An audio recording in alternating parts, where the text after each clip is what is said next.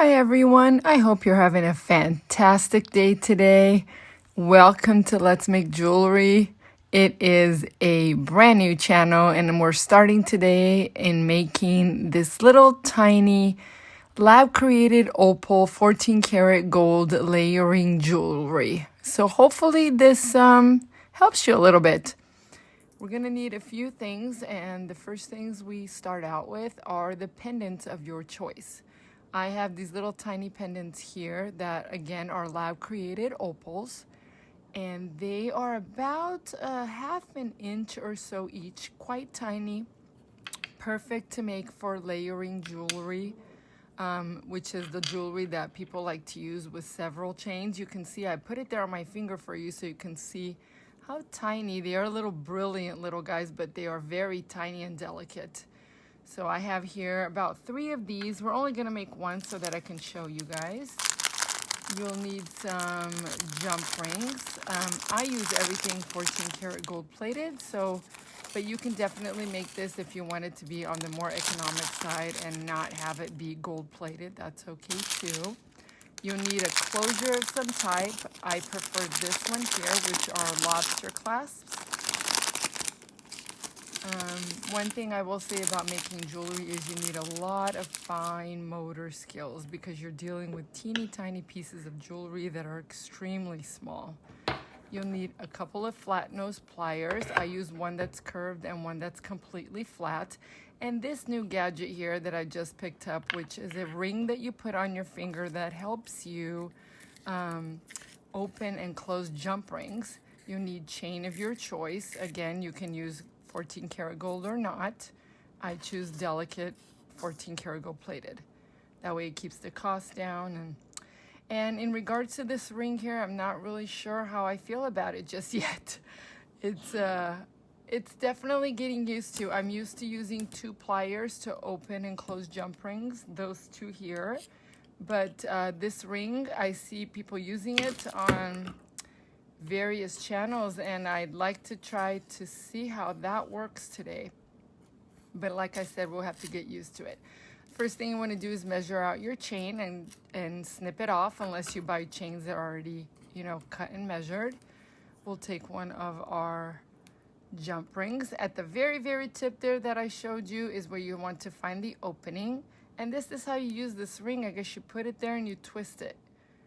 One thing about that's how it should look. Jump rings should always be open and closed front and backwards, so that way you don't break them. And you slip them over right over here over the lobster clasp.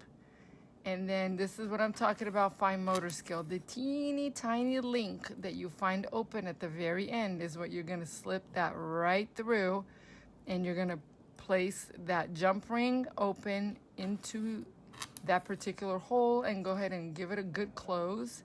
And this is the fun part here. As you could see, I tried several times and woo, here we go.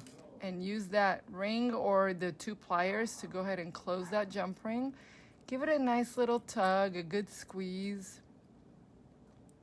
And I even like to put my pliers inside the ring itself and give it another little squeeze from the inside there, see? So that way you know that the ring is even.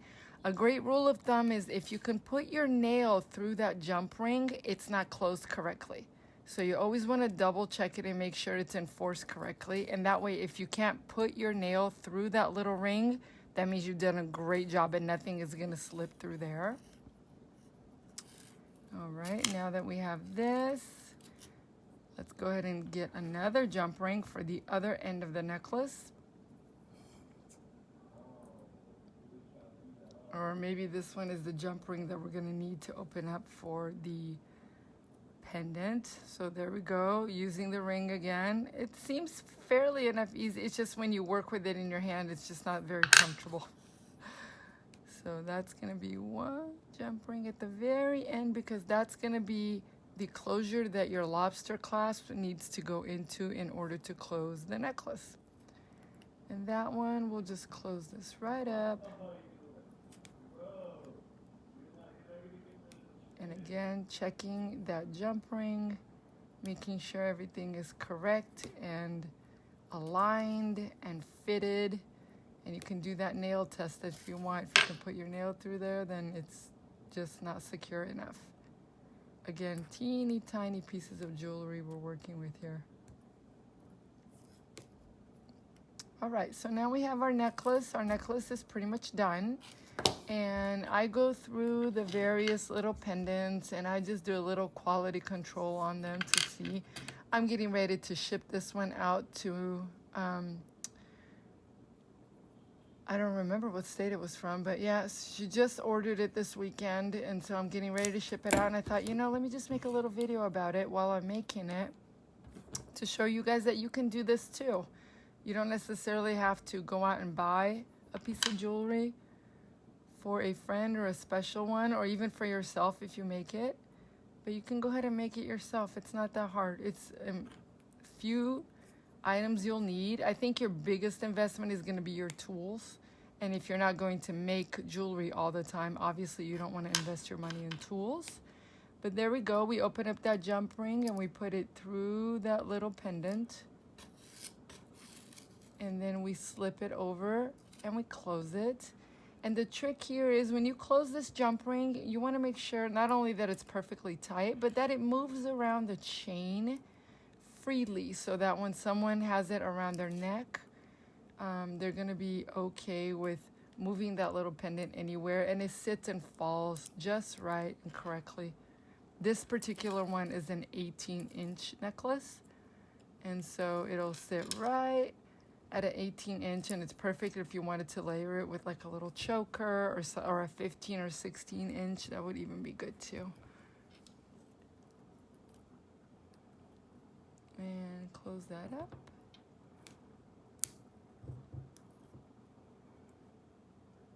And there we go.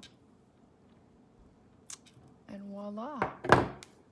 So pretty, so delicate. See how it moves freely there through the chain?